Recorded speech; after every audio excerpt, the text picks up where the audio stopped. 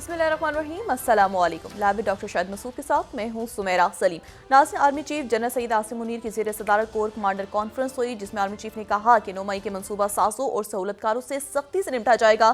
पाक फौज इस्तेहकाम खुशहाली सिक्योरिटी के लिए किरदार अदा करती रहेगी। Supreme court Zulfikar Bhutto case से मुतालिक सदारती रेफरेंस पर कल राय सुनाएगी, जबकि इलेक्शन कमीशन ने मखसूस नशिस्तें दीगर जमातों को अलॉट कर दिया है। इसी फैसले पर अपोजिशन ने इलेक्शन कमीशन के फैसले के खिलाफ एहतजाज का ऐलान भी कर दिया है। इसके अलावा भी दीगर मौज़ूआत पर आज हम गुफ्तगू करेंगे। स्टूडियो में हमारे साथ मौजूद है डॉक्टर शाहिद मसूद। अस्सलाम वालेकुम डॉक्टर साहब। वालेकुम जी, आपको भी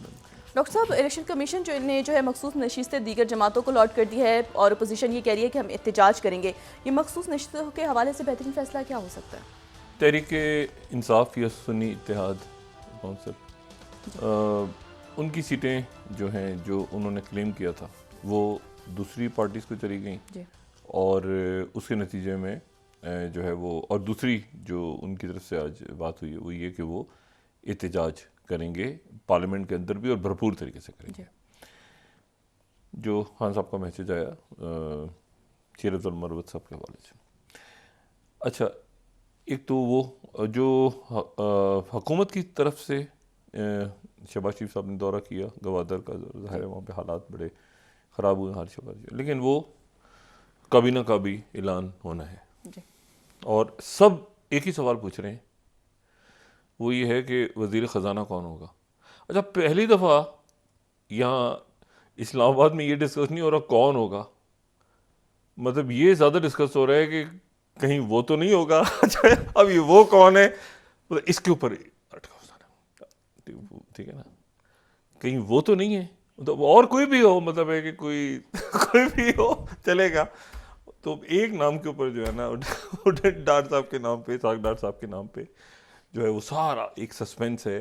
अब सारी वजारतों का भी ये है, दूसरी ठीक है, खैर है,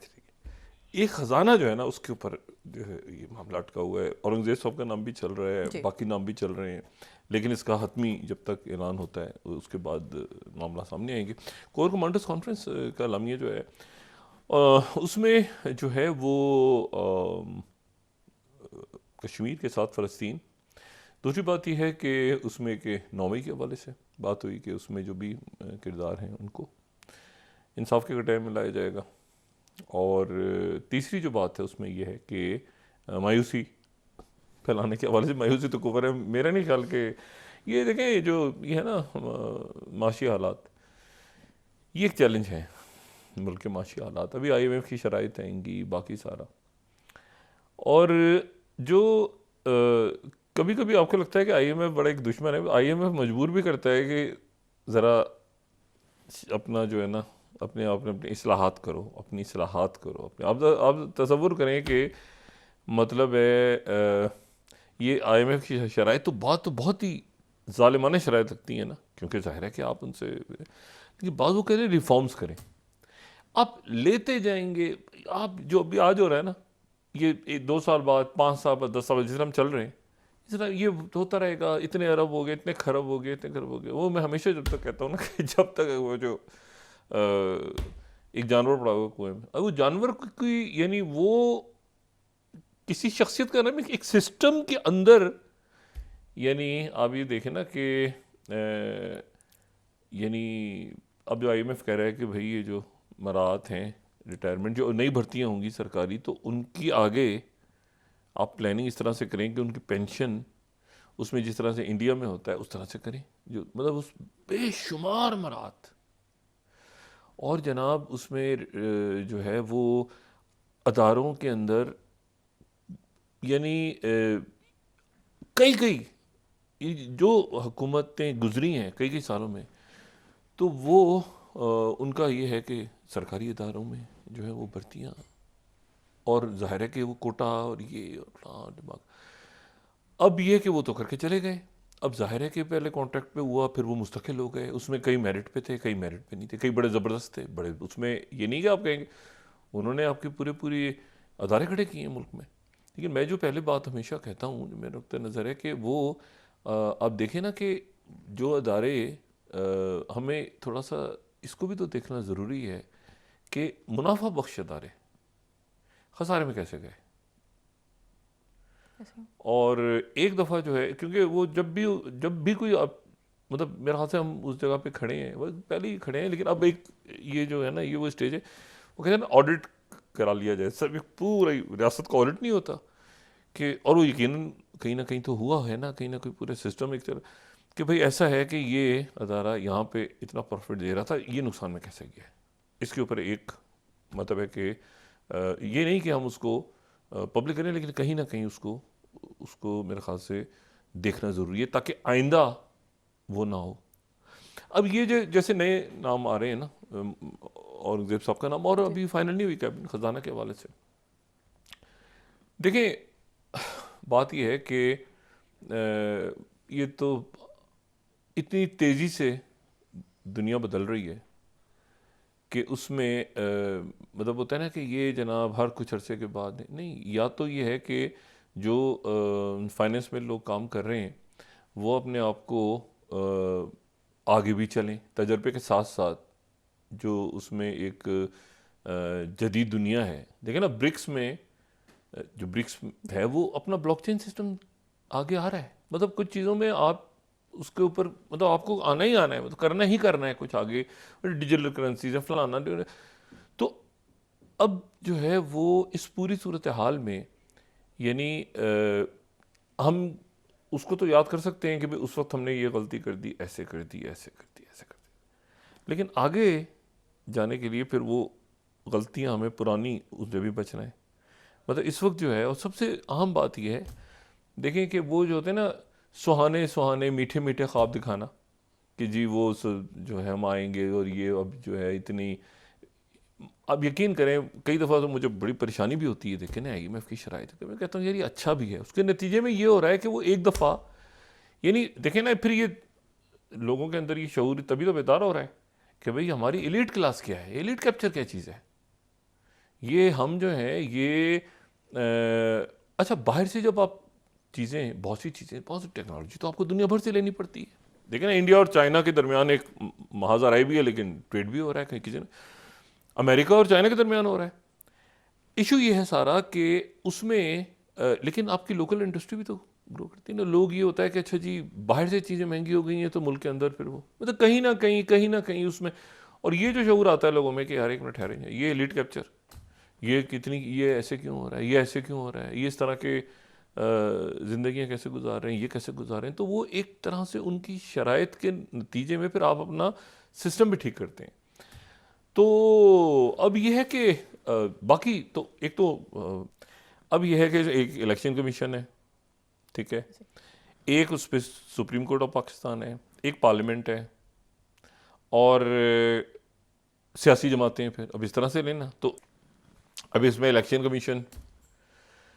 अच्छा इलेक्शन कमीशन और फिर उसके बाद पार्लियामेंट, अगर असेंबली ना भी हो, पार्लियामेंट ना भी हो किसी दौर में, तो इलेक्शन कमीशन होता है, वो अदारा है अदालतों की तरह, ऐसे तो नहीं अदारे तहलील हो जाता है। माशाल्लाह के दौर में भी इलेक्शन कमीशन किसी ना किसी शक्ल में रहता ही होगा ना। तो अब ये है कि वो अच्छा अब पार्लियामेंट में क्या होगा, ये एक सवाल है, क्योंकि अच्छा दूसरा जो इलेक्शंस के हवाले से मतलब इसके मजमूई तौर पे एक तो आर्मी की तरफ से आ रहा है कि हमारा काम था सिक्योरिटी प्रोवाइड करना, दैट्स इट, और ख़त्म हो गया, मायूसी नहीं फैलानी चाहिए। और आगे जो फौज में तो ये होता है ना कि आगे, और कौमों में भी ऐसा ही होता है कि वो बद से बदतर हालात हों। आप देखें ना बहुत सी कौमें बड़े बुरी सिचुएशन में, लेकिन वो तो ना फाइट बैक। अच्छा तो लेकिन इशू ये है इसमें कि जो इलेक्शंस हैं, इलेक्शंस के हवाले से, और इलेक्शन जब हुआ, अब इलेक्शन कमीशन के उस पर फॉर्म्स आ रहे हैं, उसको मानते हैं नहीं मानते, कोर्टों में जाता है क्या। ये इस इलेक्शन में एक जो इंटरेस्टिंग बात है वो ये है कि जो जो हार गए वो भी कह रहे हैं गड़बड़ है, जो जीत गए अब मुझे बताएं ना इसमें मुस्लिम लीग यानी जो होता है ना कि गड़बड़ होगी, तो वो कहते हैं कि ज़हन फौरन जाता है तहरीक इंसाफ की तरफ, की वो कह रहे हैं उनकी सीटें और ये सारे मामला। लेकिन यहाँ पे मसला ये है कि वो मुस्लिम लीग नून भी तो कह रही है हमारे से, वो जावेद लतीफ़ साहब कहते हैं मेरे साथ क्या हुआ है, ये हुआ है, ये हुआ है। अच्छा तो मसला ये है कि उधर भी वो मसला पड़ा हुआ है कि क्या हुआ, हमारी ये कम थी, ज़्यादा, आगे पीछे दाएं। अच्छा एक सूबा जो है वो मरकज़ को आप ज़रा साइड में, एक सूबा जो है वो है मुस्लिम लीग नून के पास, और एक सूबा जो है वो है तहरीक इंसाफ के पास, और सिंध जो है वो है पीपल्स पार्टी के पास, और जो सरफराज बुगटी साहब हैं वो जो हैं वो कल बिलावल साहब ने जब कहा कि बड़ा अफसोस हुआ है, बड़ी मजम्मत की उन्होंने महमूद खान चकधरी साहब के घर पे, तो वो शायद भूल गए कि वहाँ पे पीपल्स पार्टी के सरफराज बुगटी साहब तो पीपल्स पार्टी में है, तो एकदम से जब 2 सूबे पीपल्स पार्टी के पास है। अब मसला अच्छा ये तो हो गया ना, सूबों में तो सब अपनी एक एक सूबा से, अब मसला ये है कि मरकज़ में क्या होगा, क्योंकि वो असल जो इशू है वो ये है कि मरकज़ में क्या होगा और शहबाज शरीफ साहब कैसे आगे चलेंगे, क्योंकि पार्लियामेंट जो है, देखें इसमें यानी पार्लियामेंट के अंदर वो मैंने उस दिन भी बात की थी कि जो शोर शराबा हंगामा आ रहा है तो सूट करती है ना उनकी उनकी वो जो जॉब डिस्क्रिप्शंस में है ना कि आपने नहीं चलने देना हुकूमत को पार्लियामेंट में, ये वो सारे इशू ये है कि जो शहबाज शरीफ साहब हैं, अब ये उनकी यानी वो किस तरह से इसको सियासी तौर पे कैसे उसको उस मामले को आगे लेके चलते हैं और किस तरह से इसको आगे, क्योंकि वो तो अब और शिद्दत आएगी, वो जो बयान आ गया, अब ये सियासी अखाड़ा है ना, ये पॉलिटिकल सारा मामला है, और इस पॉलिटिकल मामले में आप देखें ना इस वक्त यानी सिचुएशन ये है कि एक सूबा और 2 सूबा, एक सूबा तो हो गया ना, मुस्लिम लीग नून बमुकाबला आप देखें तो बमुकाबला मुस्लिम लीग नून और पीटीआई इस तरह से चल रहा है। पीपल्स पार्टी तो यानी इसमें है भी, खेल में साइड पर भी है, लेकिन वो पोजीशनिंग असल में जो फटा पड़ा हुआ है, वो पेचा पड़ा हुआ है पार्लियामेंट के अंदर, वो ज़्यादा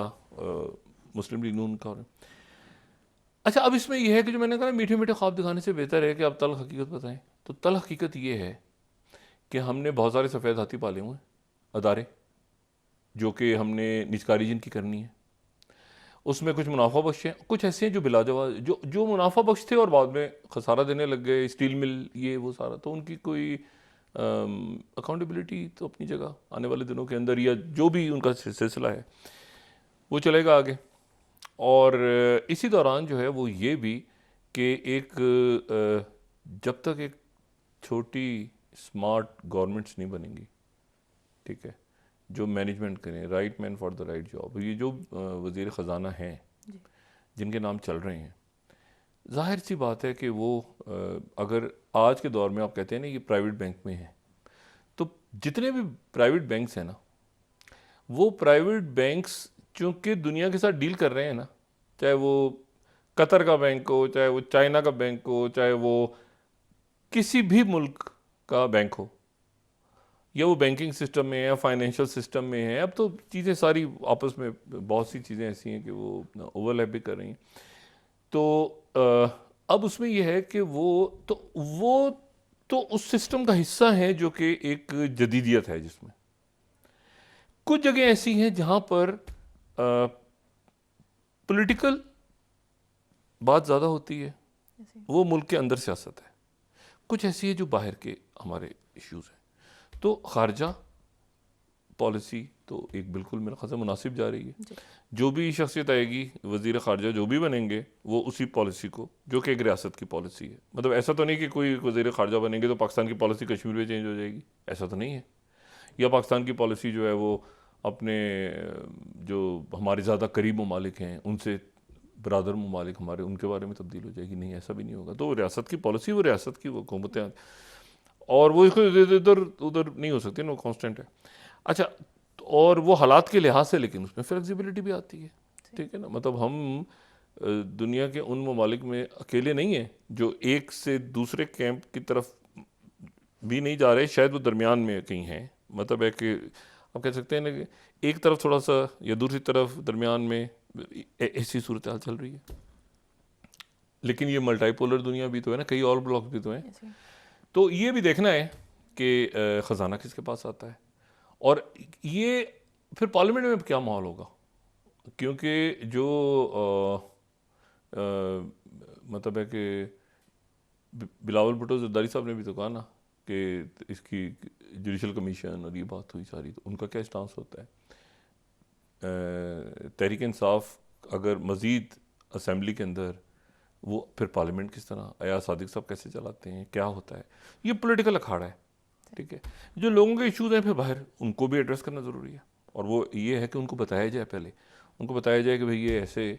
ये आपके ऊपर टैक्सेस लगने जा रहे हैं। लेकिन उसके नतीजे में हमने ये किया है, पीपल्स पार्टी का मंशूर में वो बात हुई थी 17 वजारतें, वो किसी बेस पे हुआ था ना कि कुछ वजारतें कम करके तो उनको कम कर दिया जाए और जम कर दिया जाए आपस में। तो ये है कि ऐसे सिलसिले किए जाएँ जो कि जदीद दौर के हिसाब से वो आगे चले रियासत। तो मेरा ख्याल है कि ये, और फिर जब लोगों को बताया जाए ना, जो हमेशा कहता हूँ कि लोगों को बताया जाए कि जी हमने इस दफ़ा ये है कि ये तो आपके लिए टैक्सेस हैं और ये जो आवाम के लिए ज़ाहिर है, क्योंकि एक है फाइनेंशियल एक सिचुएशन ऐसी है, बहरान है, लेकिन उसके साथ साथ हमने अपने ख़र्चे भी इस दफ़ा, जो हमारी एलीट है उसके ख़र्चे भी इतने कम हो गए और एक छोटी स्मार्ट कैबिनेट हमें नज़र आए। अब बहुत छोटी भी ना हो, क्योंकि 2-3 लोग ही इतनी सारी वजारतें चला रहे हैं, वजारतों के साइज़ कम हो, या ये है कि लोग जो है वो अपना काम करें आगे। लेकिन पार्लियामेंट कैसे चलेगी, ये काम तो पार्लियामेंट ने कर रहे हैं, और अदालतें मौजूद हैं और इलेक्शन कमीशन मौजूद है, और यही गेम है। और एक देखें ना, एक सूबा उनके पास है, एक सूबा उनके पास है, और मरकज़ में जो है वो कीमतें बढ़ेंगी तो मरकज़ से बढ़ेंगी। वो मरकज़ में जो है वज़ीर ख़जाना और फिर यहाँ पे जो इंफॉर्मेशन मिनिस्टर आएंगे और जो बाकी मिनिस्ट्रीज़ होंगी, तो वो मतलब है कि ठीक है, देखते हैं आगे आने वाले दिनों में क्या होता है। लेकिन मैंने कहा ना कि इसके जो मुतासरीन इलेक्शन वो जो जीता है वो भी परेशान है, जो हारा है वो भी एक ऐसे किस्म की एक पार्लियामेंट बनी हुई है। ये हंग पार्लियामेंट भी नहीं है, ये जो है ना, इसको इस तरह से कहा जाए कि ये स्प्लिट मैंडेट भी नहीं है। ये जो है ना, ये यानी माइनॉरिटी गवर्नमेंट है, फिर माइनॉरिटी तो अकलियतें आ जाती हैं, नहीं, इसका कुछ और नाम है ना, क्योंकि ये जो है फिर अगली स्टेज पे पीपल्स पार्टी उसमें आ जाएगी, फिर इस तरह होगा, फिर ऐसे होगा, कुछ पार्टियां बिल्कुल बाहर है। तो ये एक ख़ास पॉलिटिकल है, इसमें मेरा नहीं ख्याल कि कोई इतना ज़्यादा इसको, हाँ जो सीरियस इश्यूज़ हैं वो डिफरेंट हैं, वो हैं सीरियस इश्यूज़। आपके दोबारा में चला जाता हूँ, इकॉनमी, आपकी सिक्योरिटी इश्यूज़, सोशल अनरेस्ट लोगों में फैल रहा है, मायूसी, तो अब जो मायूस हैं तो उन्होंने मायूसी रहना है, जो खुश हैं उन्होंने खुशी रहना है। आम लोग आप जो है ना, मतलब अब रमज़ान आ रहा है, अल्लाह ताला खैरियत से लेकर आए, और उसमें लोग जो हैं वो एक दूसरे की रोज़े भी खोलेंगे, साथ आपको बैठे हुए नज़र आएंगे आराम से, सुकून से। ये जब ट्रैफिक पे जब सिग्नल बंद होता है और गाड़ियाँ खड़ी होती हैं, बहुत दफ़ा आपको बड़ी चीज़ें, अब गौर करें ना तो आपको जो नफ्सा नफ्सी का तो बहुत जगह आपको, जैसे वो गाड़ियाँ रुकती हैं ना सिग्नल पे, तो लोग निकल के आते हैं और एक दूसरे को रोज़ा खुलवा रहे होते हैं खजूरें दे के कि, और उसमें इतने खुशी में, अच्छा यंगस्टर्स ख़ास तौर पे ना रोज़ा खुलवा रहे हैं, रमज़ान आ गए जी, रोज़े, अच्छा जल्दी जल्दी खजूरें दे रहे होते हैं, उतनी देर में वो खुल जाता है सिग्नल, गाड़ियाँ चल पड़ती हैं, वो खजूर एक दूसरे को दे के। तो ऐसे छोटे छोटे छोटे छोटे काम करके ना लोग वो, मतलब इसमें इससे वो आप उससे बाहर आ जाते हैं, नहीं घुसे हुए एक ही चीज़ में, आज क्या हो गया, वो हो गई लड़ाई मार कुटाई, वो चलती रहेगी, वो तो पावर गेम है ना, पावर गेम कह लें, हंगर गेम, जो भी वो चलता रहेगा। लेकिन यह है कि इसमें अब मतलब और भी बहुत हैं इश्यूज़ लोगों के, और उस तरफ मेरे ख़्याल से तवज्जो देने की ज़रूरत है। मेरा ख्याल देखें ना, इसमें अभी कैबिनेट के नाम आ जाएं तो उससे अंदाज़ा होगा कि कैसे बनेगा, पार्लियामेंट कैसे चलेगी, ये है एक सवाल। जो चलाना शहबाज शरीफ साहब का काम है, स्पीकर का काम है। अब इधर से अगर ज़्यादा शोर होगा तो जवाब भी उधर से वैसे ही होगा, तो फिर उसके नतीजे में मैंने कहा ना, अब देखते हैं कि क्या है। शायद रमज़ान की वजह से थोड़ा सा माहौल ज़रा रोज़े में लोग, ये भी हो सकता है कि ऐसे वक्त में हो कि जब ज़्यादा रोज़ा लग रहा हो और वो ज़्यादा जो है वो शिद्दत से, तो बहरहाल देखते हैं कि आने वाले दिन में किस तरह सूरत होती है। एक चीज़ की आज थोड़ी सी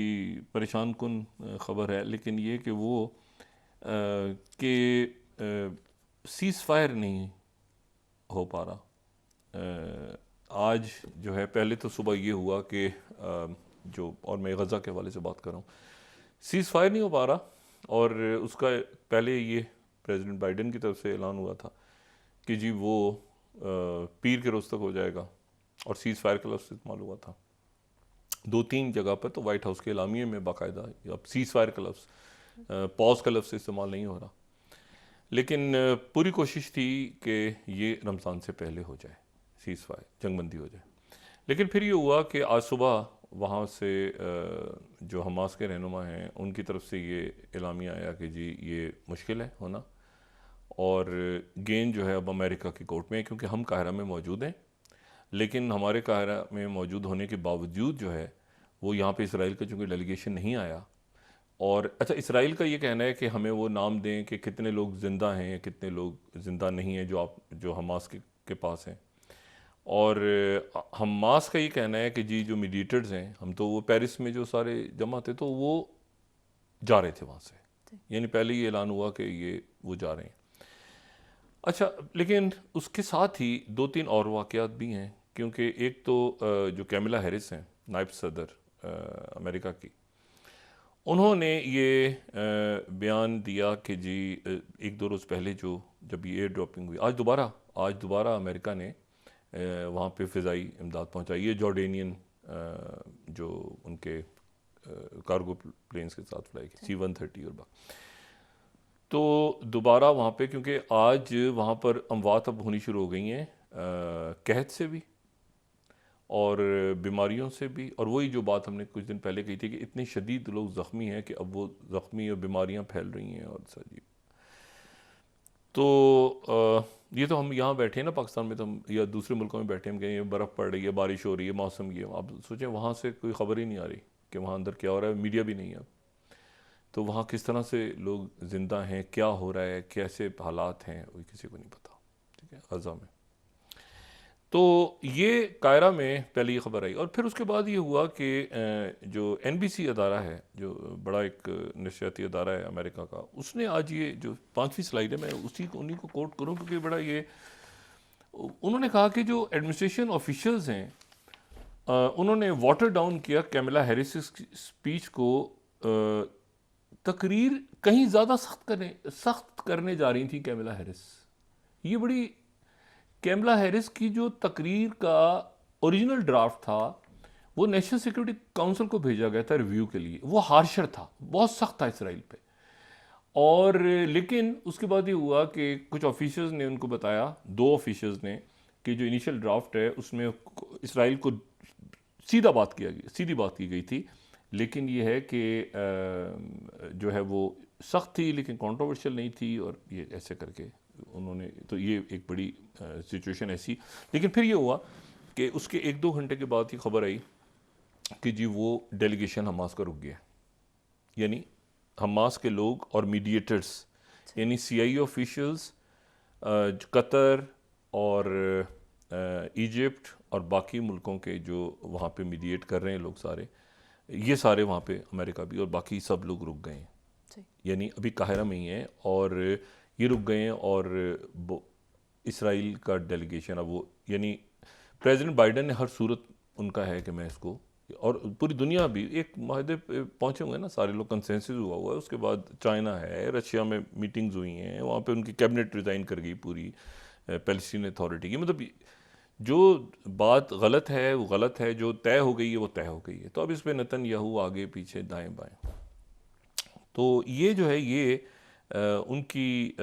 मतलब ये अब अमेरिका के लिए भी सुबकी का बायस बन रहा है ना कि एक नेतन्याहू नहीं सुन रहा। मतलब ये अब जो, मतलब ये इसको समझाना बड़ा मुश्किल है दुनिया के लिए कि नेतन्याहू नहीं काबू आ रहा। अच्छा, तो ये अब देखते हैं कि कल तक क्या होता है, क्योंकि अब ये रमज़ान से पहले पहले इसको होना है। अच्छा, उसके साथ ही आज जो है वो प्रेसिडेंट बाइडन के लिए और सारे अमेरिकन का जो, और ज़ाहिर अमेरिका, पूरी दुनिया जो कुछ हो रहा है उस पर असर पड़ता है, तो ये जो उनका मसरूफ़ तरीन दिन है उनमें से एक दिन है आज अमेरिका का। वहाँ के सारे लोग जो हैं, यानी मिलियंस की तादाद, नॉट सारे नहीं, मिलियंस की तादाद में लोग जो हैं वो अपनी अपनी, यानी 15 रियासतों में आज उनके ये डिसाइड हो रहा है कि जो जिनको आप कहते हैं कि प्राइमरीज, यानी दो पार्टियां हैं ना, तो दो पार्टियों के एक तरफ जो है वो ट्रंप होंगे गालिबन, यानी कि हेली होंगी, उस पर भी बात कर लेते हैं। एक तरफ बाइडन का कोई इशू नहीं है, रिपब्लिकन्स हैं और डेमोक्रेट्स हैं। तो लेकिन मसला ये है कि वो भी खुद नहीं आ जाते, मगर अगर किसी को सदर बनना है तो पहले उसको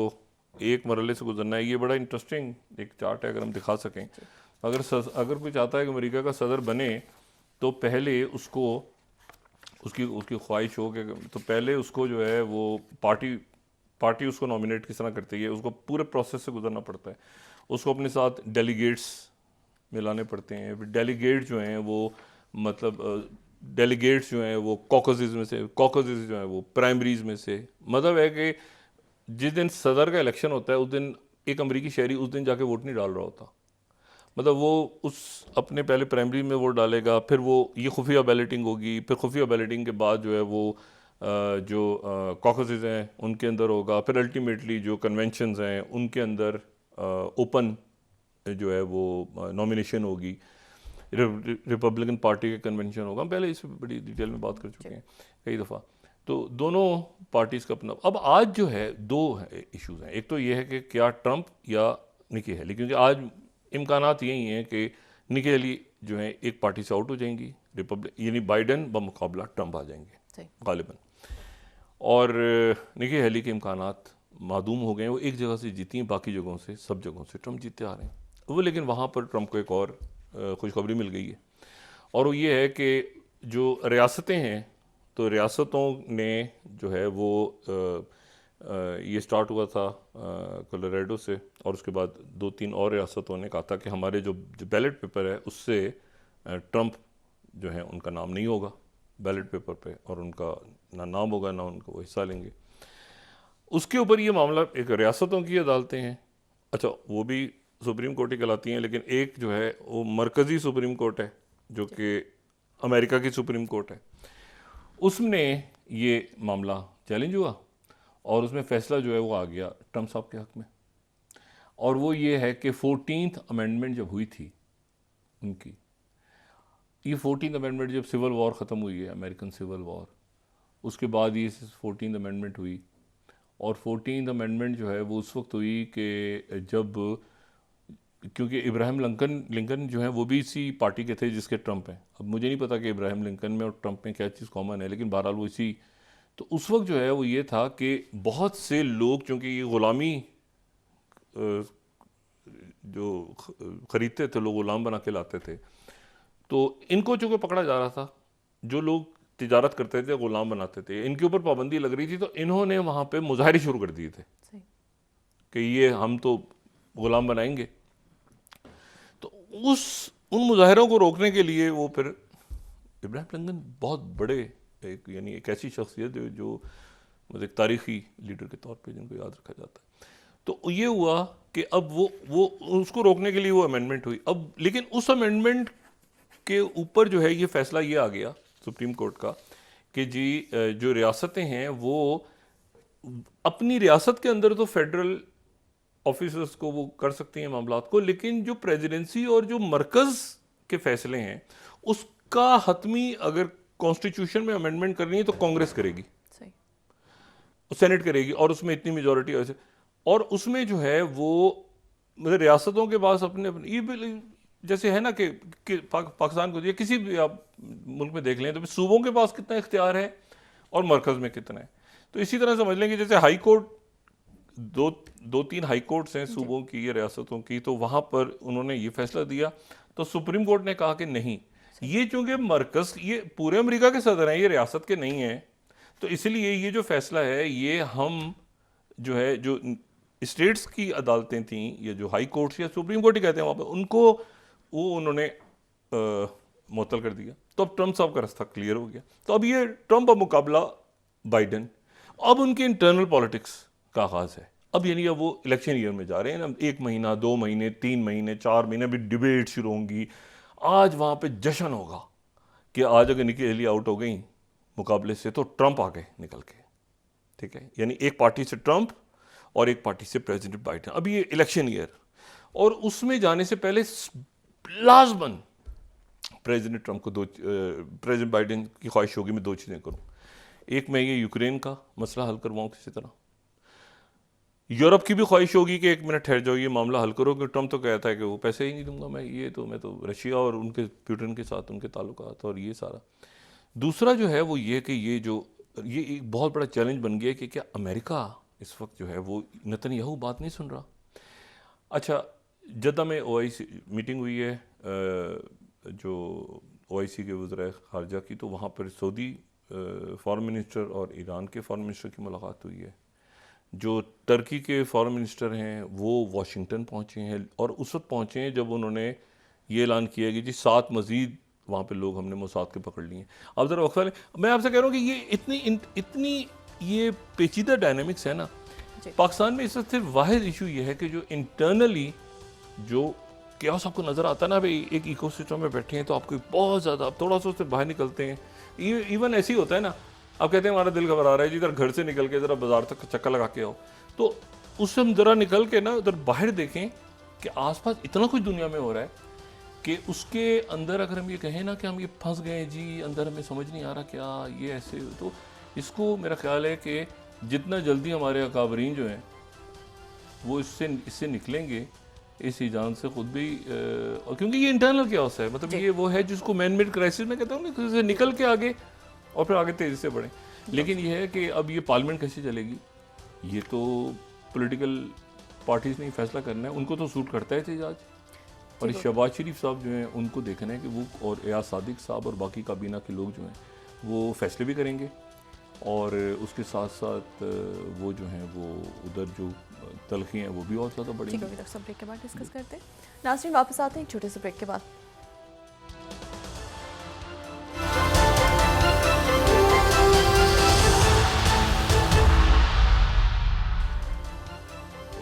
वेलकम बैक नाज़रीन। तो डॉक्टर साहब आप ये कह रहे थे कि पार्लियामेंट में अपोजिशन भी होगी, हुकूमती भी होंगे, और अगर तलखी बढ़ती है तो शहबाज शरीफ साहब के लिए क्या मुश्किल है? शहबाज शरीफ देखें, अभी तो पार्लियामेंट के अंदर का माहौल मैं उस पर कुछ नहीं कह सकता, लेकिन ये है कि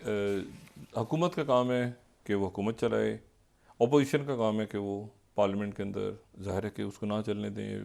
अब ये पार्लियामेंट के है ऊपर, लेकिन जो और इसमें ये भी एक चीज़ होगी कि अगर सूबे की तरफ से कोई बात आ रही है तो उस मतलब मिसाल के तौर पे जैसे एक कोई अच्छा मैसेज नहीं जाता इस तरह से कि अगर मतलब है कि पंजाब गवर्नमेंट कोई बात करे या KP गवर्नमेंट कोई बात करे तो उसका जवाब दूसरे सूबे से आए, ऐसा नहीं हो, मतलब वो या मरकज़ सूबे को वो, ये बड़ा एक पेचीदा सा इस वक्त एक पॉलिटिकल सिस्टम खड़ा है। तो उसमें ये तासुर भी नहीं जाना चाहिए कि मरकज़ और सूबे के दरमियान, सूबों के दरमियान कोई मामला ठीक नहीं है। एक सूबा दूसरे सूबे के उधर से जो मरीम नवाज साहिबा की टीम है उसके अरकान उसका जवाब ना दें तो वो मतलब है कि वहीं के लोग वहीं की बात कर रहे हो तो ज़्यादा मुनासिब है। और मरकज़ जो है वो ज़ाहिर है फिर वो एक वफाक है, तो वो अब कैसे ये चलेगी इक्वेशन, ये आने वाले दिनों में देखना है। ये पॉलिटिकल है, ये सारा मामला पॉलिटिकल है, एक है रियासती मामला ओवरऑल और एक है उसमें फिर पॉलिटिकल मामला। कल जैसे मैं ये बात करूं कि कल सुप्रीम कोर्ट की तरफ से आज ये बताया गया भुट्टो साहब का जो केस है उसके ऊपर सुप्रीम कोर्ट अपनी राय देगी। अच्छा, ये मतलब मैंने कहा फैसला देगी, राय देगी, लेकिन फिर साथ ही ये हुआ कि जो ये अमेरिका में जो ट्रंप का हुआ है कि उसको उनकी सुप्रीम कोर्ट ने कहा है कि मरकज़ की सुप्रीम कोर्ट ने, तो उन्होंने असल में फ़ैसला नहीं दिया, उन्होंने राय दी है। अच्छा, ये बड़ी एक इंटरेस्टिंग बात है और उसको कहते हैं पर क्यूरियम। पर क्यूरियम का मतलब ये है लैटिन लैंग्वेज में, ये मुझे डिक्शनरी निकाल के इसको ढूंढना पड़ा, for the court in appellate court often refers to an unsigned opinion. Unsigned opinion को लैटिन लैंग्वेज में पर क्यूरियम कहते हैं। अच्छा, यानी इसका मतलब ये है, तो वो जो ट्रम्प के हक में आया है वो मतलब वो अनसाइंड, उसको किसी ने साइन नहीं किया हुआ। सही। ये जो है इसके ऊपर कोर्ट, मुझे नहीं पता कि सुप्रीम कोर्ट की तरफ से जो मैंने दोबारा पढ़ा कि वो उस पर अपनी राय देगी कल, क्योंकि फैसला तो हो चुका है ना जी। फैसला तो एक हुआ है और वो फैसला जो है वो भुट्टो साहब के केस में, और वो फैसला हुआ है, उसके नतीजे में भुट्टो साहब तख्तादार तक पहुंच गए थे। अब उस पर राय दी जा सकती है। तो ये है कि इस तरह से होता है। अच्छा, ये इससे पहले मैं ये देख रहा था कि ये परक्यूरियम अमेरिकन हिस्ट्री में कब इस्तेमाल हुआ है, तो ये बहुत कम होता है उनकी अदालतों में भी। तो ये 2000 में जब बुश और एल गोर का वो फंस गया था इलेक्शन,